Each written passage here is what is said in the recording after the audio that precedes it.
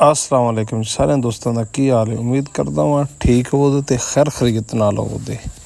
असी आ घोड़ी लौरी है ऐस नाल किला ठोकिया घोड़े नाल ते घोड़ी लौर के हुण जा रहे हैं ते अगों अरफान साहब अपने ट्रैक्टर नवा रहे हैं। वेंदे पे आंदा जी अज मैं सफाई होंदी करनी है मलर सटते रहे हैं मिट्टी शिट्टी जमीना जमूना वाहियां ते अज अरफान साहब अपने ट्रैक्टर नवा के ते आंदे जंदर गरारन वेंदे मौसम जिहड़ा ना ਉਹ ਸਾਡੇ ਕੋਲ ਹਨੇਰੀ ਆਊਏ ਲੱਗਦਾ ਇੰਜ ਹੀ ਜਿਵੇਂ ਜਿਹੜਾ ਹਨੇਰ ਕਰਮਾਲ ਚੜ੍ਹ ਜਾਊਏ। ਅਸਾਂ ਮੋਟਰ ਚਲਾ ਦਿੱਤੀ ਏ ਤੇ ਵਹਿੰਦੇ ਮੌਸਮ ਮਾਸ਼ਾਅੱਲਾ ਕਮਾਲ।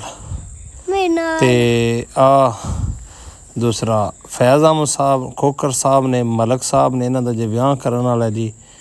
ਆ ਉਮੇ ਸੁਲੈਮ ਸਾਹਿਬ ਨੇ ਇਹ ਆਈ ਬੱਚੇ ਨੂੰ ਫੱਦ ਰਹੇ ਨੇ ਤੇ ਵੇਖੋ ਬਾਰ ਬਾਰ ਕਿੱਡੀ ਖੁਸ਼ ਹੈ ਅੰਜਕ ਬੱਚੀ।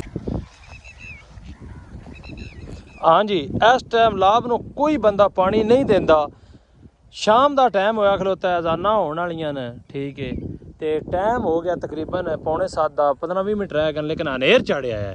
ਇਸ ਵਜ੍ਹਾ ਤੋਂ ਲਾਭ ਅਸਾਂ ਤਾਜ਼ੀ ਗੱਡੀ ਸੀ ਤੇ ਮੈਂ ਅਰਜੈਂਟ ਫਾਰ ਪਾਣੀ ਜਿਹੜਾ ਨਾ ਮੈਂ ਸ਼ੁਰੂ ਕਰ ਦਿੱਤਾ। ਮੈਂ ਆਖਿਆ ਯਾਰ ਇਹ ਲਾਭ ਅੰਨੀ ਨਾ ਹੋ ਜਾਏ ਖਰਾਬ ਨਾ ਹੋ ਜਾਏ ਠੀਕ ਹੈ। ਲਾਭ ਅਜੇ ਹੁਣ ਅੰਗੂਰੀ ਕੱਢਦੀ ਪਈ ਸੀ ਤੇ ਮੈਂ ਇਸ ਵਜ੍ਹਾ ਤੋਂ ਪਾਣੀ ਜਿਹੜਾ ਨਾ जल्दी तो जल्दी जड़ा ना वो लाया है तो मैं आख्या लाभ ना खराब ना हो गए।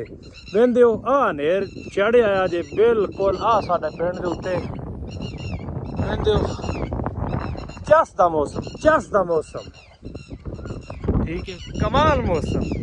ते वजह की है पानी लाण दी ये सी ये मेरे हिसाब नाल साडा टोटा पिछड़ा कोई नहीं ते बिजली टुर जाना है ਤੇ ਬਿਜਲੀ ਟੁਰ ਗਈ ਤੇ ਸਾਡੀ ਲਾਭ ਜਿਹੜੀ ਹੈ ਉਸ ਬੜੀ ਖਰਾਬ ਹੋ ਜਾਣਾ ਹੈ। ਚਲੋ ਅੱਲਾ ਪਾਕ ਨੂੰ ਜੋ ਮਨਜ਼ੂਰ ਹੈ ਫਿਰ ਹੋਣਾ ਤੇ ਉਹ ਹੀ ਹੈ।